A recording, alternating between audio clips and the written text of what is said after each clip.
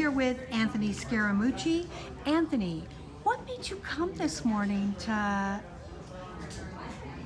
introduce this brand new show? I like having fun. I also like making fun of myself and making fun of my friends, and so it's a very cheeky show. It's a lot of fun. It's good-natured cheekiness. There's nothing malevolent about it.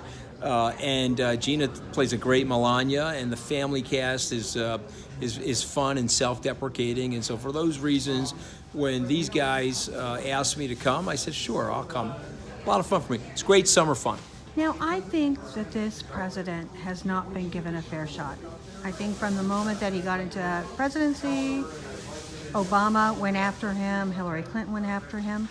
How do you feel that he's been given? Well, listen, I mean, there's an unevenness sometimes to the way things are administered inside of Washington, and so we like to believe and have full faith in our systems, but there's always some politics infused in it.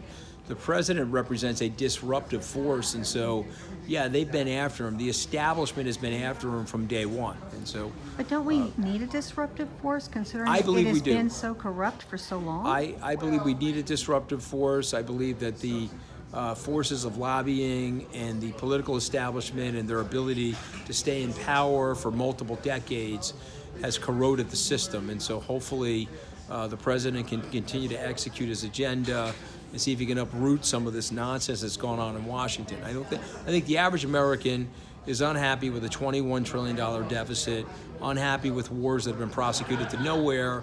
And if you want to talk about collusion, there's a lot of collusive activity inside of Washington where people are feathering each other's beds.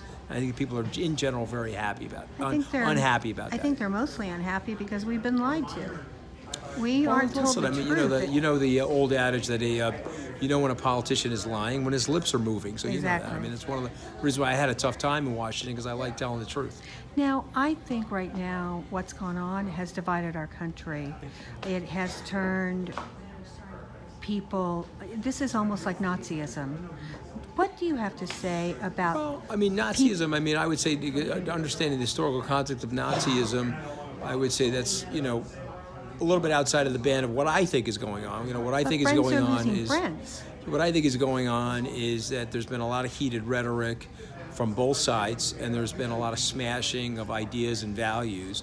And then what happens, unfortunately, is we dehumanize each other. So if you don't agree with my point of view, therefore I have to disfigure you, and I have to do something to you so that other people will not validate your point of view. And so we should probably stop doing that, and we should probably try to figure out a way to build a consensus with each other Do you think there's a way that friends can get back friends? I do. And have I do. I think it's opinion?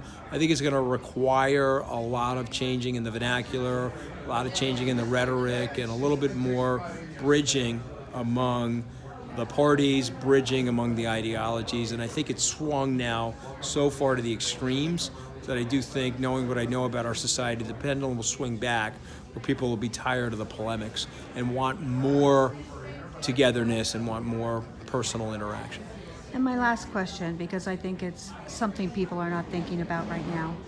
Omarosa had a non-disclosure agreement. Mm-hmm. With her breaking this non-disclosure agreement, are other non-disclosure agreements now invalid? Well, I mean, it's a little tricky because the public officials, it's hard to really hold them to non-disclosure agreements if you just look at the Freedom of Information Act and all that other stuff. And so it's not clear to me that she's bound by whatever she signed or not.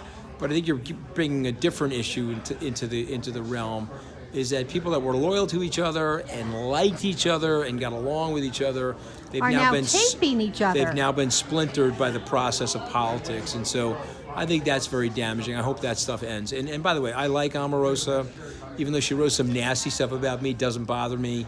I thought she was helpful on the campaign. And the president and her had a 14-year relationship, and so I think it's a little bit of a tragedy now that they're at each other's throats the way they are. But don't you think the fact that she went in and taped everything seems a little manipulative? And No, I think it was right. I don't think it's right. I hope that whatever she taped, I hope she doesn't release it. I hope she destroys it. I don't think it was right. And what would you have to say to our country right now? Things are going to get better. You're living in the most amazing time in human history. and the amount of economic innovation and the biotechnological innovation that are taking place in the world right now is going to make for a much better planet in 10 years. So just hang tough, turn off your cable news channel, give yourself a break from social media, and the world's going to be way better than you think in 10 years.